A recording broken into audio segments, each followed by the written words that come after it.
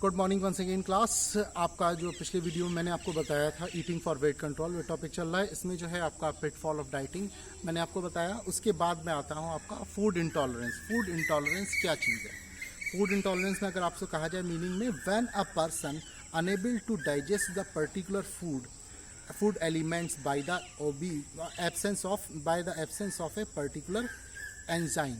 यानी कुछ चीज़ें आपके कोई इंसान ऐसे होते हैं जिनकी बॉडी जो है पर्टिकुलर फूड एलिमेंट्स को डाइजेस्ट नहीं कर पाती है in the absence of particular enzymes. आपकी बॉडी में जो एंजाइम्स होते हैं जो आपके फूड को डाइजेस्ट करते हैं, वो उसकी कमी की वजह से या उसके ना होने की वजह से कोई पर्टिकुलर फूड जो है डाइजेस्ट नहीं कर पाती है, तो ये कहलाता है food intolerance.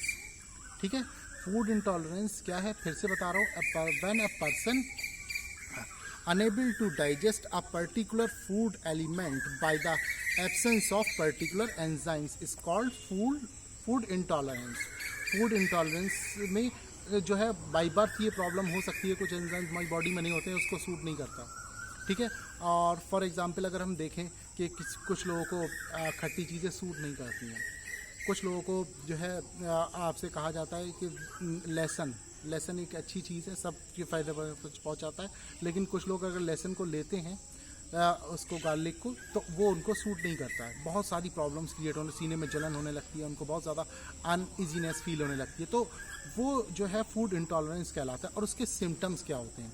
Number 1 stomach pain, number 2 headache, number 3 vomiting. तो फूड इंटॉलरेंस में इसके सिम्टम्स मेन 3 सिम्टम्स होते हैं। तो और सबसे पहला जो मैंने आपको बताया, जो सिम्टम्स में स्टमक पेन, आपके पेट में दर्द शुरू हो जाएगा। ठीक है, उसके बाद ऐसे हेडेक, जब पूरी तरीके से आपकी बॉडी में जो फूड है वो प्रॉपर डाइजेस्ट नहीं होगा तो आपको जो है पेन शुरू हो जाएगा, स्टमक पेन शुरू हो जाएगा। और आपको जब वो स्टमक पेन शुरू होगा उसी के साथ हेडेक शुरू हो जाएगा, और हेडेक के साथ साथ आपको वोमिटिंग सी लगने लगेगी। तो ये फूड इंटॉलरेंस के सिम्टम्स होते हैं। फूड इंटॉलरेंस में यही सारी चीज़ें इन्वॉल्व होती हैं कि फूड को कैसे आपको डाइजेस्ट करना है, कैसे आपको उसको अपनी बॉडी में एब्जॉर्व करना है। और अगर कुछ चीज़ें डॉक्टर से आप मिलते हैं, एक प्रॉपर डाइटिशियन से मिलते हैं और उससे डिस्कस करते हैं कि मुझे ये चीज़ पर्टिकुलर है, ऐसी प्रॉब्लम हो रही है, तो अब वो डॉक्टर आपको या वो डाइटिशियन आपको क्लियर करेंगे कि ये जो चीज़ है आपके फूड इंटॉलरेंस की वजह से हो रही है। वैसे ऐसा बहुत कम केसेस में आता है, आप इसको बहुत ध्यान रखें, जो आपके वेट कंट्रोल में सपोर्टिव होता है। इसके बाद आता है आपका फूड इंटॉलरेंस में आपसे शॉर्ट नोट में पूछा जा सकता है फूड इंटॉलरेंस क्या है और इसके सिम्टम्स क्या है। फॉर एग्जाम्पल मैंने दिया वो define food intolerance and it's symptoms. तो अगर आपका 2 नंबर में आता है तो आप सिर्फ इस फूड इंटॉलरेंस की मीनिंग लिखेंगे और उसके सिम्टम्स लिखेंगे। अगर यही क्वेश्चन आपसे 5 मार्क्स में आता है तो आप इसको एक्सप्लेन करेंगे, इसके सिम्टम्स को भी और इसके फूड इंटॉलरेंस की मीनिंग को भी। ठीक है, तो अगर आपकी समझ में आ जाएगा तो आप इसको अपने वर्ड्स में भी एक्सप्लेन कर सकते हैं। इसके बाद आता है जो है आपका फूड मिथ। ठीक है, मिथ्स क्या चीज़ होती हैं, फूड मिथ्स क्या चीज़ होती हैं, तो वो कुछ पॉइंट्स हैं। पॉइंट्स तो बहुत सारे हैं, लेकिन आप 5 से 6 पॉइंट्स मैं आपको डिस्कस करूंगा और आप उसको समझिएगा।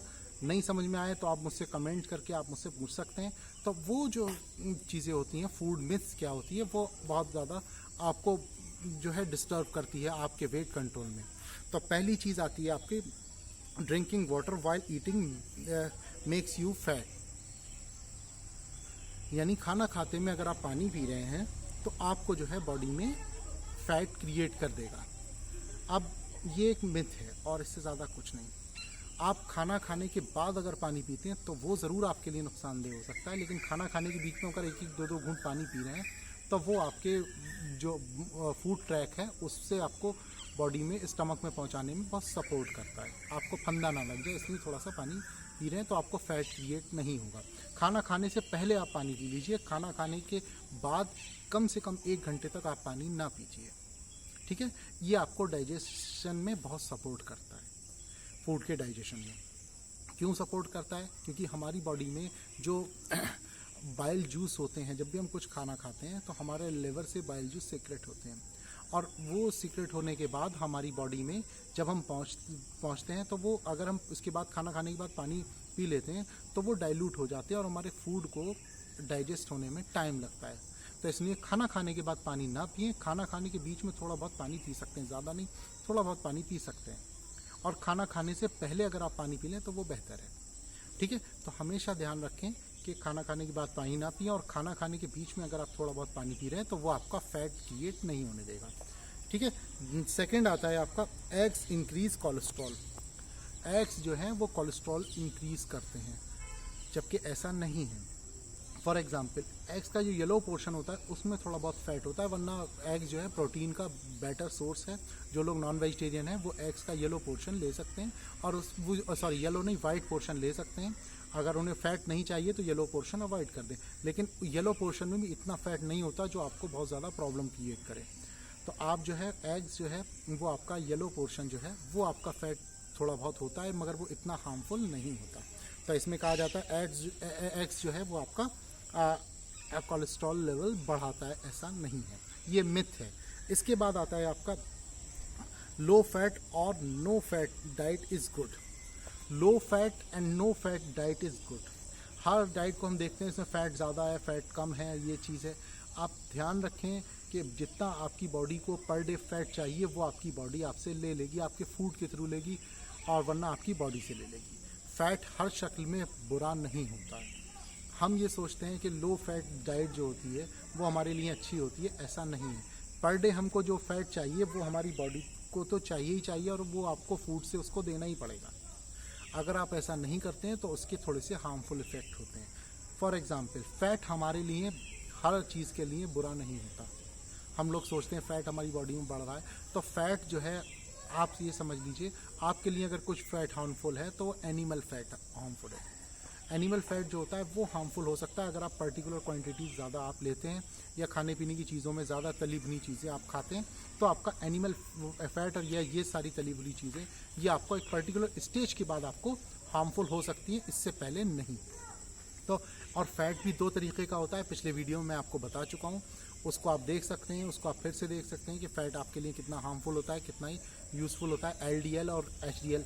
LDL low density lipoprotein, HDL high density lipoprotein.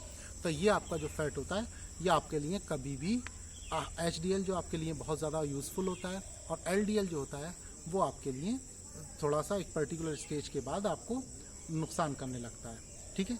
तो आप ये जो अपने जहन में रखें कि आप लो फैट डाइट लेंगे तो आपके लिए बेहतर होगी, ऐसा नहीं है।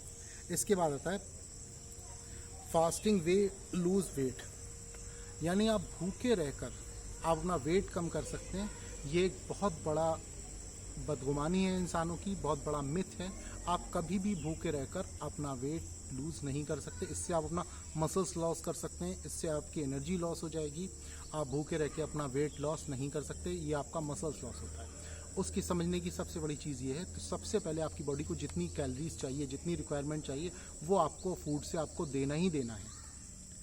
अगर ये बात आप नहीं कर पाते तो आपकी मसल्स जो है, एक बॉडी आपकी कैटाबॉलिक स्टेज पे चली जाती है। कैटाबॉलिक स्टेज मीन्स कि ये जो जिसमें मसल्स ही मसल्स को खाने लगती है, तो वो आपका मसल्स लॉस होता है, आपका वेट लॉस नहीं होता। हम लोग सोचते हैं भूखे रह के हम कर लेंगे, लेकिन आपकी एनर्जी लॉस हो जाता है, आपकी बॉडी के जो रिक्वायरमेंट्स है, आपके ऑर्गन्स डिस्टर्ब हो जाते हैं। अगर आपको प्रॉपर फूड नहीं मिलेगा तो आप भूखे रह के कभी भी अपना वेट लॉस नहीं कर सकते। कभी मत सोचिएगा कि आप भूखे रह के आप वेट लॉस कर सकें, ठीक है। और इसके बाद एक लास्ट आपका टॉपिक है, वो पॉइंट है, वो है vegetarian can't build the muscles.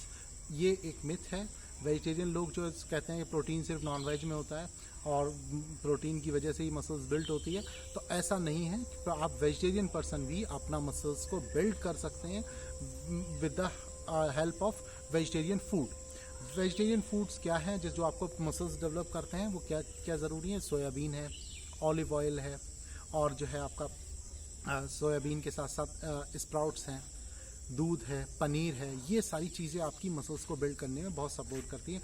Nuts हैं, आप बादाम है, और जो आपका जो है बादाम के साथ साथ आपका जो है पिस्ता है, ड्राई फ्रूट्स हैं, काजू है। काजू में थोड़ा फैट होता है लेकिन ये आपको सपोर्टिव रहेगा। उसके साथ साथ आपका जो है अखरोट है। तो ये सब चीज़ें आपको बहुत सपोर्ट करेंगी, और आप वेजिटेरियन रह के भी मसल्स डेवलप कर सकते हैं। आप पनीर खा सकते हैं, पनीर में प्रोटीन होता है, मिल्क में प्रोटीन होता है। उसके साथ सोयाबीन की बड़ियों में, सोयाबीन जो है उसमें प्रोटीन होता है बहुत अच्छी क्वांटिटी में, दाल में प्रोटीन होता है। आप जो है उसके साथ साथ आप दाल के साथ साथ और भी बहुत सारी चीज़ें हैं, चने हैं, स्प्राउट्स हैं, ये सारी चीज़ें आप ले सकते हैं। ये आपकी प्रोटीन की कमी को पूरा कर सकते हैं। तो ये अपने अंदर ये सारी चीज़ें नहीं पालनी चाहिए, ना ही अपने अंदर किसी तरीके का एक मिसकंसेप्शन रखना चाहिए कि आप कैसे आप अपने आप को अपना वेट कंट्रोल करें और जो है नॉनवेज खाकर ही आप जो है अच्छा वो कर सकते हैं। तो ये आपका जो चैप्टर था ये मैंने आपका कंप्लीट करा दिया। इसके साथ साथ आपको जो है नई चीज़ें वो ये टॉपिक आपका कंप्लीट हो गया, ईटिंग फॉर वेट कंट्रोल। इसके बाद आपका जो कुछ चीज़ें हैं वो मैं आपको स्टेप बाय स्टेप बताऊंगा और नेक्स्ट वीडियो में आपको क्वेश्चन आंसर डिस्कस करूंगा। तो जो इस क्वेश्चन से, इस चैप्टर से रिलेटेड जो भी क्वेश्चन आंसर होंगे मैं आपको शेयर करूंगा और उसको आपको लिखना है अपनी फेयर कॉपी में और अपनी तैयारी करनी है। जब एग्ज़ाम में पूछे जाएंगे तो आपको क्वेश्चन आंसर तैयार करने हैं। ठीक है, बाकी कोई क्वेरीज हो आप मुझसे कंफर्म कर सकते हैं। Thank you and have a nice day. Stay fit your home. Thank you.